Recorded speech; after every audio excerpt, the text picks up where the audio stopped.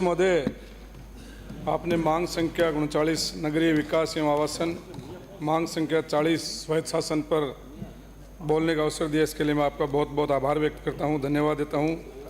अध्यक्ष महोदय, सबसे पहले तो हम सभी विधायकों को, पक्ष और विपक्ष के विधायकों को, पूर्व मुख्यमंत्री, पूर्व यूडीएच मंत्री और पूरे विधानसभा स्पीकर का धन्यवाद ज्ञापित करना चाहिए कि आप विधानसभा के सामने ही अच्छे आवास बना करके हम लोगों को दिए है, जो अभी दोपहर में आराम से खाना खा करके जाके सो रहे हैं, आराम से टाइम मिलेगा वापस आ जाएंगे, इसलिए आप सबको उनका धन्यवाद देना चाहिए। माननीय अध्यक्ष महोदय, हमारी सरकार ने शहरों में रोजगार सुनिश्चित करने के लिए इंदिरा गांधी शहरी रोजगार गारंटी योजना लागू की थी, क्योंकि वर्ष 2022-23 में शहरी क्षेत्र में निवास करने वाले परिवारों को भी उनके द्वारा काम मांगे जाने पर प्रति वर्ष 100 दिवस का रोजगार उपलब्ध कराया सुनिश्चित किया गया था। 2023-24 में 100 दिवस रोजगार को 125 दिवस का रोजगार किया गया। प्रधानमंत्री जी के आर्थिक सलाहकार परिषद ने इस तरह की योजना को पूरे देश में लागू करने की बात कही थी। अध्यक्ष महोदय, मैं मेरी विधानसभा की तरफ बोलना चाहूँगा कि पिछले सरकार में 70 किलोमीटर सड़क फतेहपुर नगर परिषद में बनी थी, 45 किलोमीटर सड़क नगर पालिका रामगढ़ में बनी थी। फतेहपुर में 94 करोड़ रुपए की लागत से सीवरेज का कार्य चालू हुआ था, सेंक्शन हुआ था, बनकर तैयार हो गया। एक नेचर पार्क के लिए 20.52 करोड़ रुपए सेंक्शन किए थे, ड्रेनेज के लिए 16.46 करोड़ रुपए सेंक्शन किए थे और नगर पालिका को नगर परिषद में क्रमोन्नत किया था। एसटीपी की पाइपलाइन के लिए 6.46 करोड़ रुपए सेंक्शन किए थे। इसी तरह रामगढ़ में भी गंदे पानी निकासी हेतु 5 करोड़ रुपए सेंक्शन किए थे। ये सब कार्य चालू हैं। पार्क का बजट दिया था 1.8 करोड़ रुपए, पार्क बनकर रामगढ़ में तैयार है।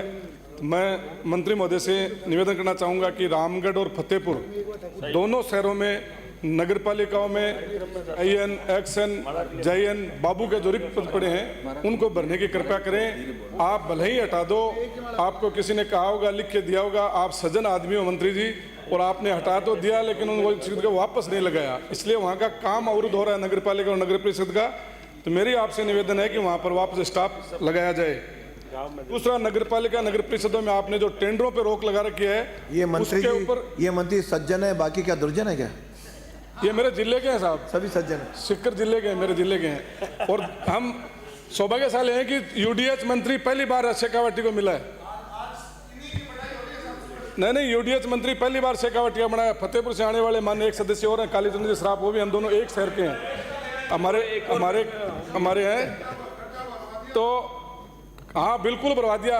मैं बाहर से, मेरे पास मैसेज आया कि वहाँ पे उसके ऊपर एक्शन लिया गया है। यही होना चाहिए, वही होता है मंत्री कि जो माननीय सदस्य को करे और गलत काम के लिए कहे तो उनके ऊपर एक्शन लेना चाहिए। मैं धन्यवाद देना चाहूँगा माननीय मंत्री जी को कि उस बात पे एक्शन हुआ है। नगर पालिका में जो टेंडरों पे बैन लगा रखे, एक सेकंड आपका टाइम हटाया जाए सर। माननीय, आज दूसरी बार मौका है, एक सेकंड, आज दूसरी बार टाइम गिनूंगा मैं, मेरा टाइम रोहित जी ने आज सुबह, आज लिया रोहित जी ने, आज रोहित जी का दिल बदला था और भाई हाकिम भाई का दिल बदल रहा। धीरे धीरे हमारे प्रति दिल इनका पूरा बदल रहा है। देखो, अच्छे काम को अच्छा कहेंगे माननीय मंत्री महोदय, अच्छा काम करोगे, अच्छा जवाब दोगे, अच्छी बात कहेंगे, बदलेगा। आप सिर्फ बुराई करना चाहते हो, मैंने तो बजट में भी मेरा टाइम खाने दो मंत्री जी। अरे भाई, आपका समय पूरा हो रहा है। माननीय मंत्री महोदय जी, मैं आपसे ध्यान आकर्षित करना चाहूंगा कि फतेहपुर शहर के अंदर एक बावड़ी बनी हुई है, दुनिया का 7वां अजूबा उसको कहते हैं, लेकिन वो बावड़ी चाहे सरकार हमारी हो या सरकार आपकी हो, अनदेखी की वजह से वो बावड़ी आज दुर्लभ होती जा रही है, लुप्त होती जा रही है। तो मेरा आपसे निवेदन है कि आपने बहुत सारे जो पूर्व धरोहर हैं उनके जीर्णोद्धार के लिए बजट स्वीकृत किया है। तो माननीय मुख्यमंत्री जी नहीं है यहाँ, लेकिन उनको भी कहता है कि ऐसे जो 7वां अजूबा दुनिया का है उसको वापस लाने के लिए उसके ऊपर भी ध्यान दिया जाए। एक नेचर पार्क का काम चल रहा है, आप फतेहपुर जाते रहते हो माननीय मंत्री महोदय, तो कभी नेचर पार्क का भी विजिट करो।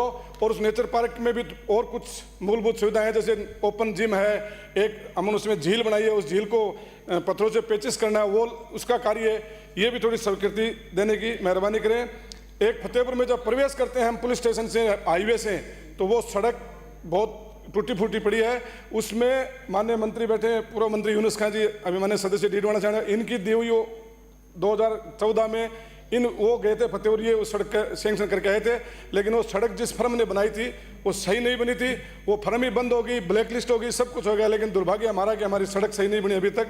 तो मैं आपसे निवेदन करूँगा उस सड़क के लिए भी आप बजट आवंटन करें और अच्छी, क्योंकि उस पर पुलिस दोनों थाने उस पर है, एसडीएम ऑफिस है, जेल है, एसडीएम बंगला है, हॉस्पिटल है, नगर पालिका है, पंचायत समिति, सारे गवर्नमेंट के हॉस्पिटल जो हैं ऑफिस उसी सड़क पे हैं। एक मैं आपसे निवेदन करना चाहूँगा कि आप गुरु पूर्णिमा के दिन फतेहपुर गए थे और शहर के अंदर जो सारनाथ जी महाराज का मंदिर है, 600-700 साल पुराना मंदिर है, सब फतेहपुर बसने से पहले, और नवाब जलाल खां का बनाया हुआ मंदिर है, जो गढ़ बनाया था उससे पहले नवाब ने वो मंदिर बनाया था कि मेरे गढ़ से पहले मंदिर बनेगा, उसके बाद गढ़ बनेगा। तो वो एक मंदिर है, वो बहुत ही जीर्णोद्वार में, उसके आप जीर्णोद्वार के लिए कोई बजट की व्यवस्था करें। उसके बाहर जो सड़क है, आप गए थे कल परसों, देखा होगा आपने कि हमने वहाँ पानी निकासी के लिए तो ड्रेनेज बना दी, लेकिन जब पानी वहाँ इकट्ठा होता है तो उसके साथ कचरा आता है, वो कचरा बहुत ज़्यादा परेशान करता है। अभी सावन चल रहा है, तकरीबन 200-250 लोग वहाँ सावन कर रहे हैं, तो उन्होंने आज ही कहा था कि मंत्री जी से निवेदन करके और उसकी कोई व्यवस्था करा दें। सामने गायों के चरने के लिए हमने एक टिन शेड बनाया अभी जस्ट पिछले साल में ही 2023 में ही, कि वहाँ गायों को जो निराश्रित गाय हैं उनको चारा डालने के लिए, तो वहाँ जब पानी भर जाता है उसके साथ में कचरा आता है, तो उसकी तरफ आप थोड़ा ध्यान देना। एक मेरा निवेदन ये है कि सेवरेज का पानी, जैसे पारिक जी बोल रहे थे पहले, माने सिक्कर से आने वाले सदस्य, कि सेवरेज का पानी जो जाता है वो ट्रीट होके और फिर उसको कहाँ निस्तारण करोगे, उसकी कोई व्यवस्था के लिए पहले जो 2013-14 के अंदर जो सैंक्शन हुई थी उसका उस टाइम नहीं किया।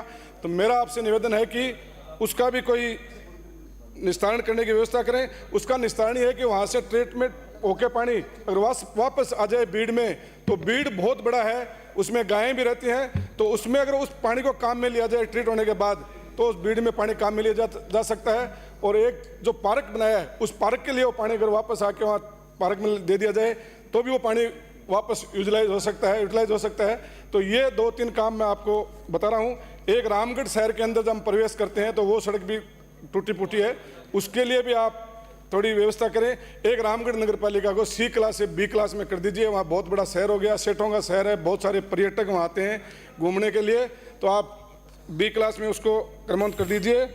एक जो रामगढ़ में सेवरेज का काम जो पिछले बार हुआ था, उस सेवरेज का काम माननीय मंत्री महोदय सिर्फ एक आदमी की वजह से पाइपलाइन रोक रखी है, उसने अभी पूरा हो गया, लेकिन वो पाइपलाइन जो बीड़ में लेके जाते हैं, एक आदमी उस पाइपलाइन को रोक के बैठा है, उस पूरे सेवरेज का काम फेल हो रहा है उसकी वजह से।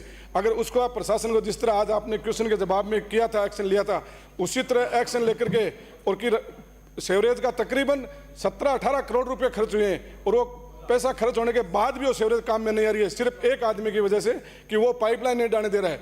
वो तो आप प्रशासन को कह करके वो पाइपलाइन को डलवा दीजिए, तो शहर की समस्या खत्म हो जाएगी। एक लास्ट में मैं ये कहूँगा कि जो वाल्मीकि समाज वाला है, तो सब सफाई कर्मी सब वाल्मीकि लेने की आप कृपया करें। धन्यवाद। जय हिंद, जय भारत।